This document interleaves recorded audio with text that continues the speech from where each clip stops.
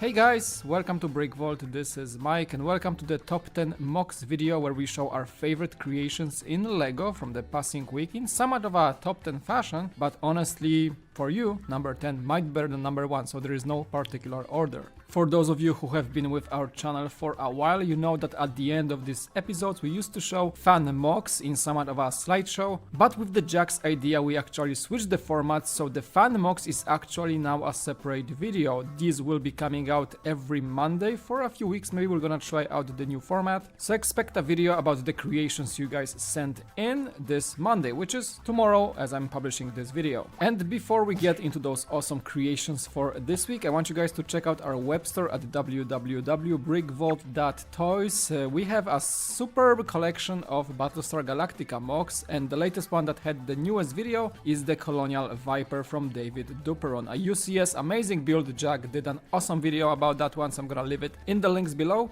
And your support through our web store keeps us going here at Brick Vault and also supports the designers that we work with, like David, to provide those amazing Mocs. And the first Moc for today's lineup is coming from W. Navarre, a really excellent builder. We love to feature his Mocs a lot of the times, he's really excellent. And this is a micro take on one of my favorite sets from 2 years ago, I think. That's been a while. This is a Micro Destiny's Bounty, the version from the Ninjago movie, an excellent display ship and we really love it here in the studio. And I think that he pretty much nailed the looks with the least used bricks possible. Awesome use for that 2x3 tile and a 2x2 tile with the Ninjago prints. Shaping for the hull of the boat is actually done very well with the fang pieces in the front and some curved elements alongside. And quite ingenious use of the round pieces in the back make up for that housing element or the bridge element of the ship. That used to be the biggest part of the model from the Ninjago movie. I always enjoy including a micro Moc in our lineup for every week, because as we agreed with Jack one day, micro building seems to be the most challenging of all types of building in LEGO to get things right. The next build is coming from Dwalin Forkbird. Now I think this is a follow-up to the previous build of his, the M3 Invader. That was a space mechanical take on a thingy that is called the bacteriophage, a thing that fights viruses in our real world in the, small realm.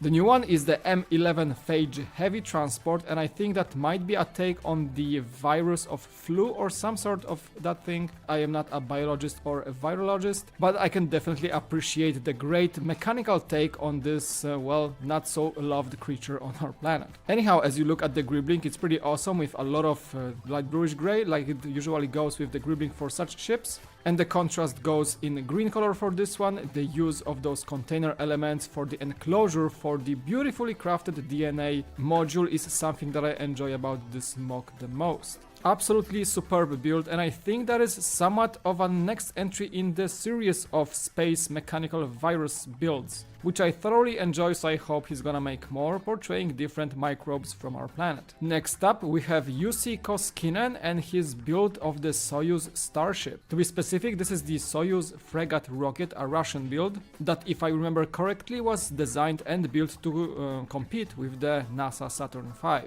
As you can see on the comparison picture with the actual Saturn V Ideas model, the Soyuz is quite significantly bigger. These guys are built in the same scale, and pretty much like with every piece of Russian engineering, this thing is just enormous, massive, and possibly packs a lot of thrust. Soyuz ships are flying to this day, delivering cargo to space, and most definitely the Jussi's model of the Soyuz rocket is giving this thing the grandeur feel it deserves. Great Moc for this week's episode, given the fact that the SpaceX models from the Ideas lineup for this review stage were unfortunately declined. For the next spot on the list, we have the comeback of no one else but Moko. I think that's one of our favorite builders of mech and mechanical things all around. And the newest build from the designer is the Exosuit, just simple name. Full on black, looks very beefy as usual Moko's builds do on the outside when it's closed up. And the coolest part about it, like Moko has been incorporating in his latest builds, is the opening function holding the pylon inside. I really like how the whole torso opens up, unveiling the minifigure inside, and it looks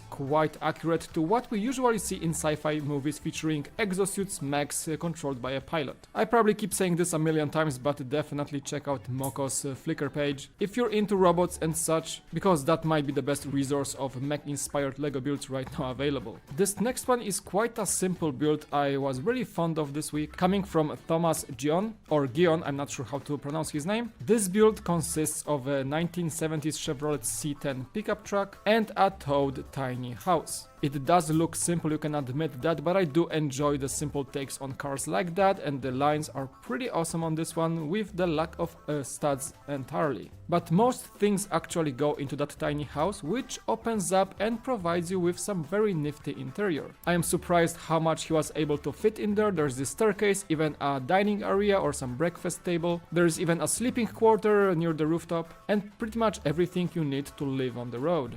I do really appreciate the thinking process that went into this build, because fitting so many things in such a small, compact model is definitely not an easy task.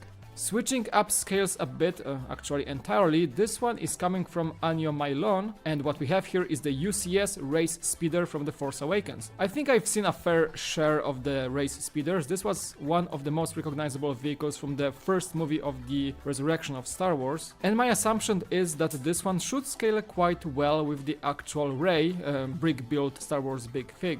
Ennio Mailon is quite a veteran in UCS builds, and I think the speeder is one of the best looking ones from this designer. He does, however, mention that some of the bricks are painted in the set to match the color better, and he's waiting for them to be actually produced, so that is a bit of a bummer, but still the shape and the detailing is quite perfect. There is the net for all that salvaged metal by Rey, her stuff is also visible, and I really like the way he built the driver's area with the use of castle windows for the pedals. Quite an excellent display piece in my opinion. Marius Hermann is also a builder that we know quite well thanks to his Horizon Zero Dawn builds, and the newest one that he added in celebration of visiting the actual Guerrilla Games HQ, the makers of the game, is a beautifully looking Watcher, one of the main creatures and most met ones in the game. I like how posable that Watcher is given its mini scale, but don't get me wrong, I think this one scales quite well with his other Horizon Zero Dawn builds. This was generally a small creature, mostly of a scout type, and that was his task most of the time you met him in the game. And I think the best part about this build is the shape of the tailed body. I think he used a combination of arms and flexi tubes to get that shape right, and I also like the simple build for the head, using what seems to be Technic or Bionicle pieces.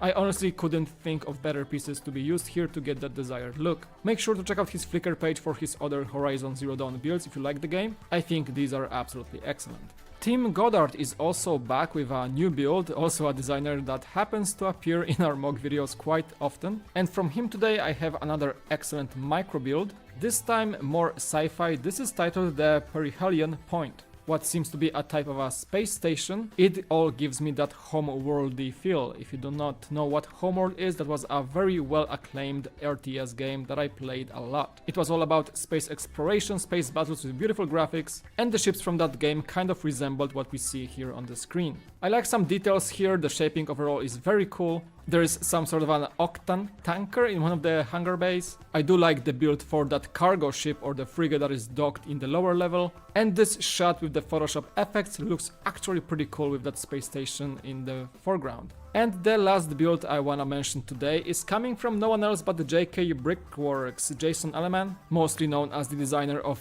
two idea sets at this point, the pop-up book and the maze. And previously he did take on a Forma set, the new Lego Forma with that movable fish thingy, designed his own with a more brick build feature rather than the plastic molds that Lego is using in the official set. And this time around he went a step further, taking the Creator 31088 Deep Sea Creatures set and animating that shark from the set with his very own design for the mechanism. That pretty much solidifies him as one of the greatest kinetic sculpture designers that I know so far, because the mechanism looks so simple yet so genius and makes the shark move so smoothly that I think it's better than anything I've seen from the official Lego sets so far. Another astonishing thing from Jason, I'm gonna link his full video below, so make sure to go check it out, leave him a like and subscribe to his channel, because the videos he makes pretty much deserve all the praise in the world.